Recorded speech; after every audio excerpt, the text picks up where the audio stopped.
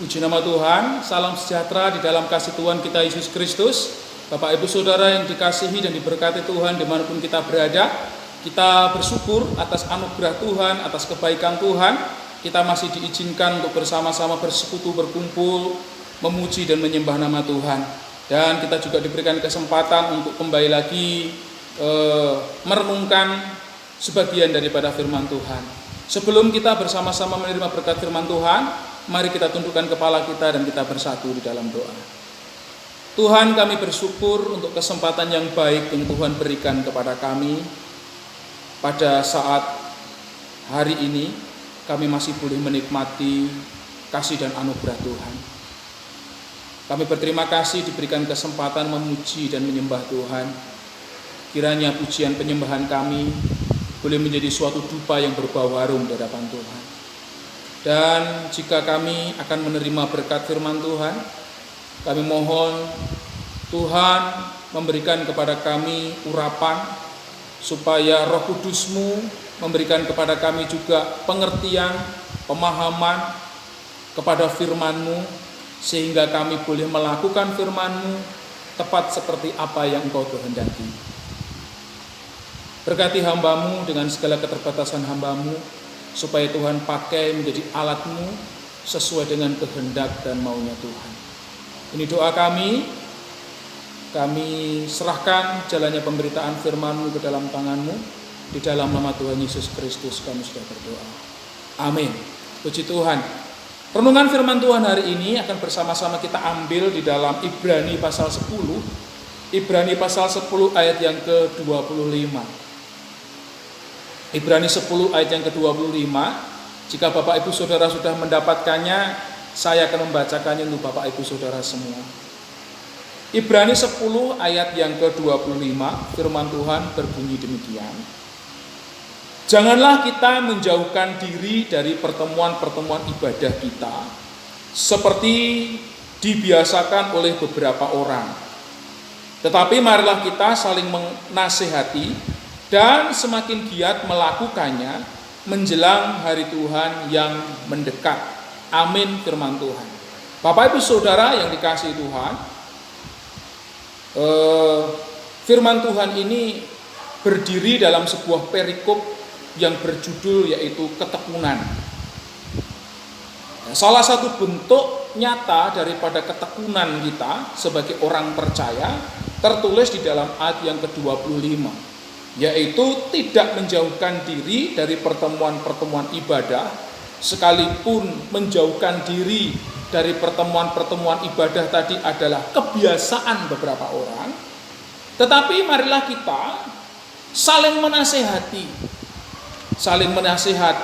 untuk kita semakin setia beribadah dan menjadikan ibadah juga tempat untuk saling menasihati.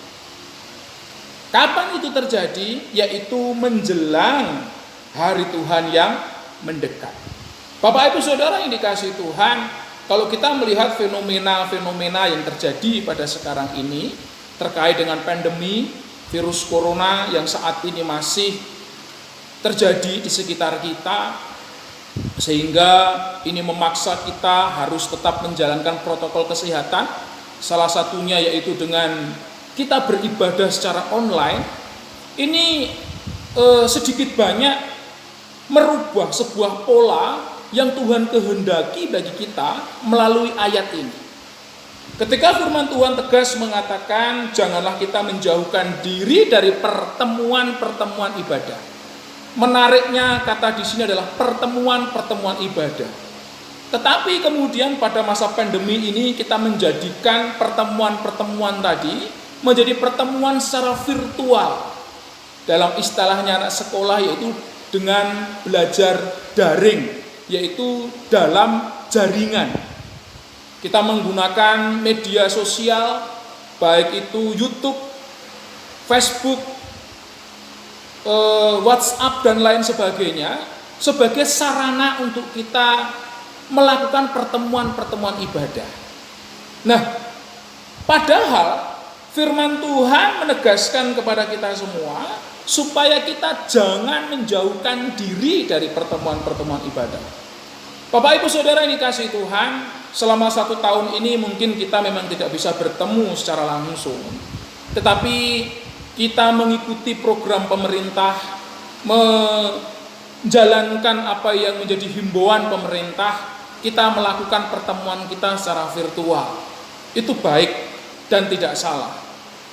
Tetapi menjelang vaksinasi massal yang akan terjadi, dan mungkin saat ini beberapa di antara kita yang sudah menerima vaksin, tentunya kita akan kembali membangun sebuah bentuk ibadah yang pernah kita lakukan dahulu. Ya, saya rindu dan saya ingin firman Tuhan ini boleh benar-benar kita lakukan, di mana kita tidak lagi menjadikan virus corona sebagai sebuah alasan untuk kita menjauhkan diri dari pertemuan-pertemuan ibadah, sekalipun beberapa orang mungkin melakukannya. Nah, untuk melihat di sini Bapak Ibu Saudara, apa sih sebenarnya makna menjauhkan diri dari pertemuan-pertemuan ibadah? Apakah ketika kita ibadah virtual seperti sekarang ini juga termasuk dari menjauhkan diri dari pertemuan-pertemuan ibadah? Mari kita bersama-sama melihatnya.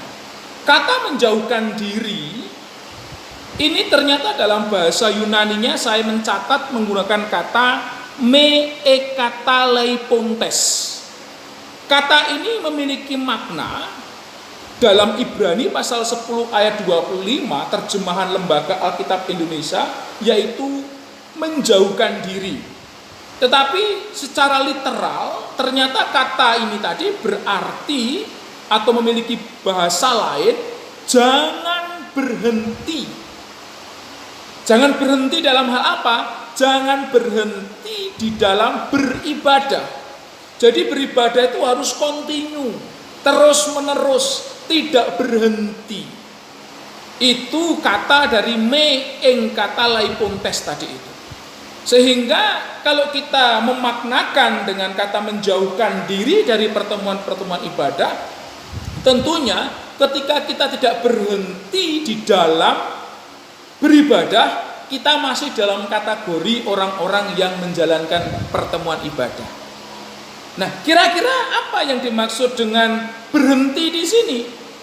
Kata ini ternyata muncul juga di dalam Matius pasal 27 ayat 46 sebagai contoh, Roma 9 ayat yang ke-29 dengan terjemahan yaitu jangan meninggalkan. Tentunya ketika disandingkan dengan pertemuan-pertemuan ibadah, ketika kita meninggalkan pertemuan-pertemuan ibadah, itu sama artinya kita menjauhkan diri. Menariknya, kata menjauhkan diri, kata meninggalkan, kata berhenti, ini adalah sebuah kata kerja yang secara aktif kita lakukan. Kita dengan sadar, dengan sengaja menjauhkan diri. Dengan istilah lain, kita mencari-cari alasan supaya kita tidak beribadah. Tidak ada alasan saja, dicari-cari alasannya, apalagi sekarang kita diberikan alasan karena pandemi. Karena kita pandemi, kalau sakit jangan beribadah. Lantas kita kemudian tidak beribadah. Apakah ini berarti kita melanggar firman Tuhan? Jika kita tidak beribadah, memang karena kita sedang mengalami kelemahan fisik dan tidak dimungkinkan untuk kita melakukan pertemuan ibadah, maka itu tidak melanggar firman Tuhan. Tetapi ketika kemudian kita mengatakan diri kita tidak bisa beribadah karena satu dan lain hal, sementara di sisi lain kita ini masih bisa beraktivitas secara normal. Kita bisa datang ke resepsi pernikahan mungkin tetangga kita atau saudara kita bisa pergi ke tempat yang jauh, kita masih bisa melaksanakan pekerjaan kita secara normal, sementara khusus untuk beribadah kita tidak lakukan. Ini tentu menjadi sebuah indikasi bahwa saudara dan saya sedang dalam sebuah kegiatan untuk apa? Menjauhkan diri dari pertemuan-pertemuan ibadah. mencari-cari alasan supaya tidak beribadah. Nah, oleh karena itu Bapak Ibu Saudara, saya rindu kita semua dan kita sekalian ketika kita melihat fenomena yang saat ini terjadi, orang sudah mulai terbiasa ibadah dari rumah. Saya rindu kita semua kemudian jangan sampai terbuai. Karena 1 tahun ini kita beribadah dari rumah, kemudian kita nanti mulai mencari-cari alasan.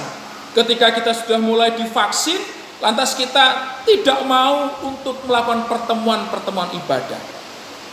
Nah, mungkin kita bertanya, apa bedanya?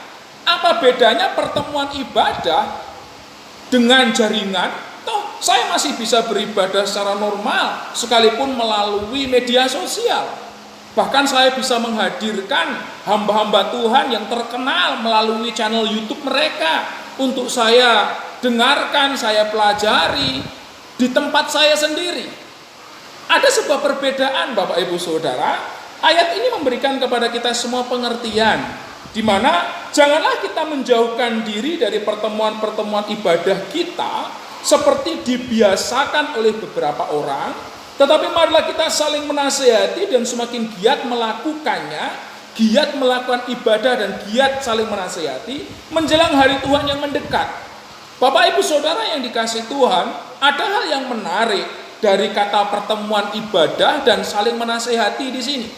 Karena kenapa? Kata pertemuan ibadah di dalam bahasa Yunani, ya saya sesuaikan dengan PBIK interlinear di sini, ternyata menggunakan kata episunagogen.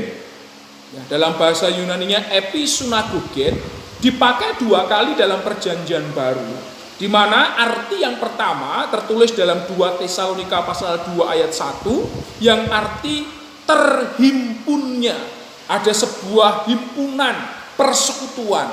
Sementara dalam Ibrani pasal 10 ayat 25 secara khusus diterjemahkan pertemuan ibadah.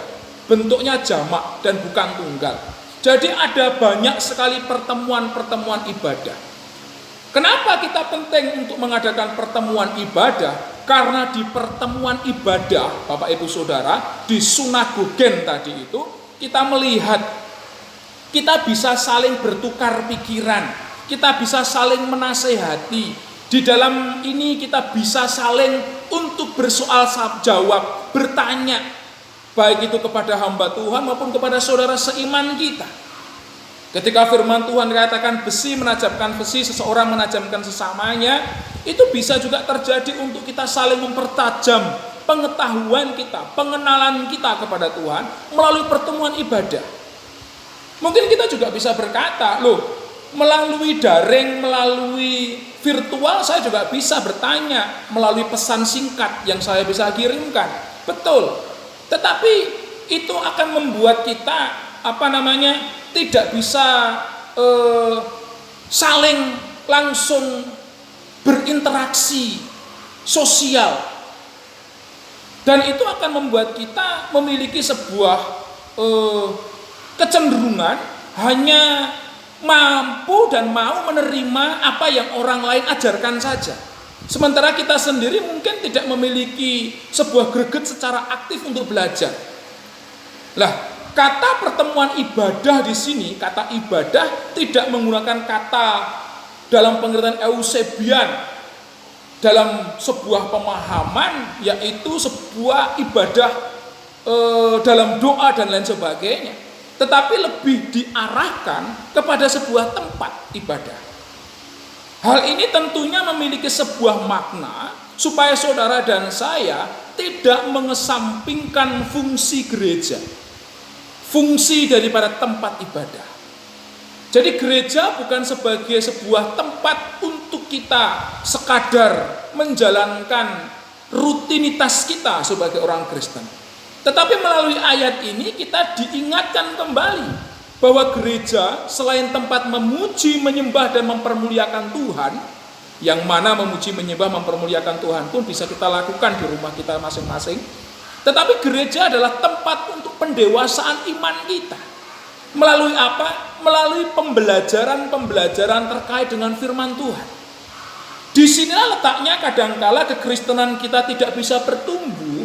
Karena kenapa? Mungkin kita menjadikan gereja hanya sebagai tempat untuk kita menjalankan aktivitas kita secara rutin atau kebiasaan kita sebagai orang Kristen untuk beribadah. Sementara kita menjadi pasif ketika kita di gereja. Sehingga ibadah kita seminggu sekali, hanya kita menerima berkat firman Tuhan, tetapi kita tidak belajar untuk kritis. Kenapa kita tidak kritis? Karena kita tidak aktif untuk belajar firman. Kalau kita aktif belajar firman, maka akan muncul banyak sekali pertanyaan-pertanyaan yang bisa timbul dari diri kita untuk kita pengen mengenal Tuhan secara lebih dekat lagi. Bapak Ibu Saudara yang dikasihi Tuhan, kebiasaan di sini ternyata di dalam bahasa Yunani menggunakan kata ethos. Kata ethos itu dalam Kisah Para Rasul pasal 25 ayat 16 berarti kebiasaan.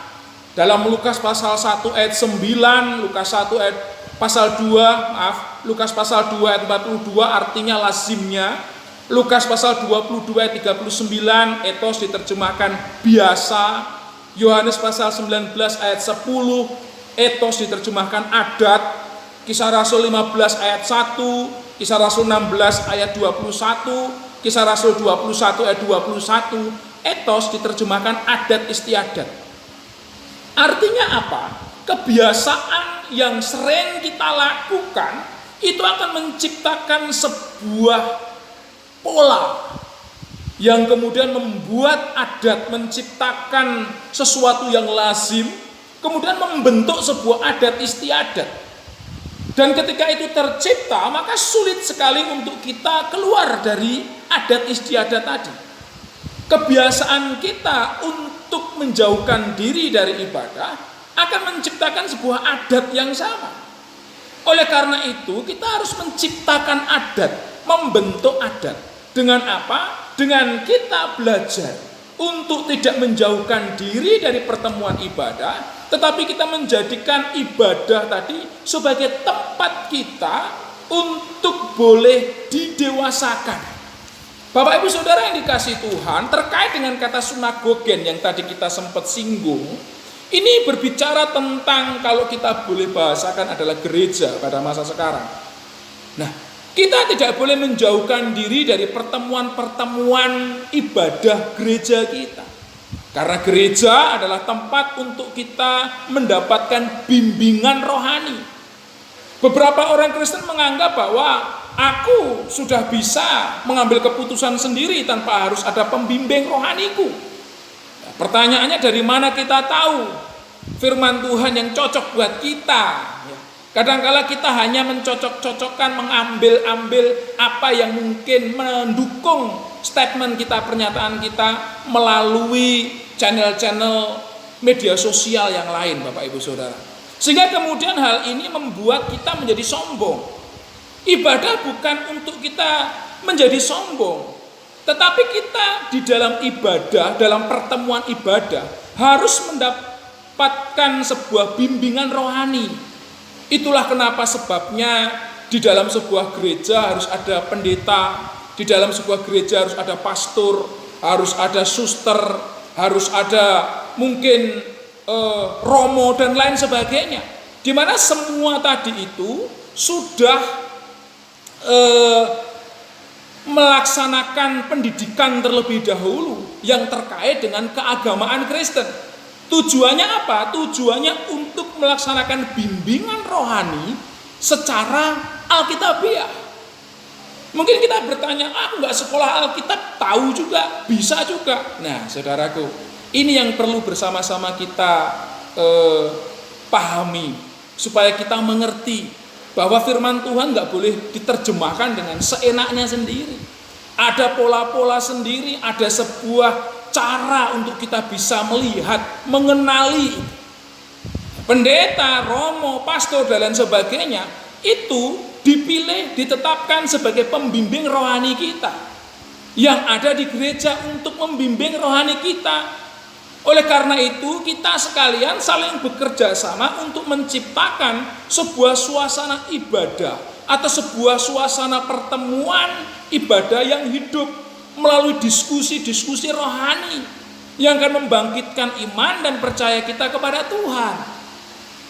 Sehingga kita tidak terbiasa menjauhkan diri dari pertemuan-pertemuan ibadah. Kenapa? Karena kalau kita membiasakan diri dari pertemuan-pertemuan ibadah, kita bisa tersesat dan terhilang. Kenapa? Karena tidak ada yang membimbing kita secara rohani. Bimbingan-bimbingan melalui media sosial yang saat ini saudara lihat, itu sangat terbatas adanya. Mereka tidak mengenali secara pribadi siapa saudara. Saudara boleh mendengar, boleh mengerti baik, tetapi mereka tidak mengenali siapa kita secara khusus. Apa yang menjadi kelemahan-kelemahan kita. Tetapi gembala saudara, pendeta saudara, dia akan tahu apa yang cocok, makanan yang pas untuk saudara nikmati. Karena itu melalui renungan firman Tuhan hari ini, mari kita menjadikan gereja kita sebagai tempat selain untuk menyembah Tuhan, yaitu tempat untuk kita belajar firman Tuhan, untuk mendewasakan iman dan percaya kita kepada Tuhan. Kita harus menjadikan gereja ini sebagai sebuah tempat di mana kita mendapatkan bimbingan rohani yang akan menuntun kita semakin serupa dengan Tuhan. Oleh karena itu maksimalkan fungsi gereja menjelang kedatangan Tuhan Yesus dengan kita memanfaatkan gereja, menggunakan gereja semaksimal mungkin untuk pertumbuhan iman kita kepada Tuhan. Dan jangan menjauhkan diri dari pertemuan-pertemuan ibadah kita. Setelah divaksin semua, mari kita kembali beribadah seperti sedia kala, sekalipun kita harus tetap menjalankan protokol COVID-19. Tuhan Yesus memberkati kita sekalian dimanapun kita berada. Kita tundukkan kepala kita berdoa. Tuhan Yesus, hamba-Mu sudah berhenti berbicara, tapi biarlah Roh Kudus-Mu memampukan setiap umat-Mu untuk mengerti dan memahami firman Tuhan, supaya kami tidak menjauhkan diri dari pertemuan-pertemuan ibadah, tapi kami boleh saling menasihati satu dengan yang lain, saling menguatkan dalam ibadah-ibadah kami, untuk kami semakin setia kepada Tuhan menjelang hari Tuhan yang semakin dekat ini. Terima kasih untuk nasihat firman-Mu, meteraikan firman-Mu dalam hidup kami. Biarlah firman-Mu menjadi rema bagi hidup kami semua. Ini doa hamba-Mu, di dalam nama Tuhan Yesus Kristus. Tuhan memberkati setiap sedang jemaat-Mu. Haleluya. Amin. Selamat hari Minggu. Tuhan Yesus memberkati kita sekalian. Amin.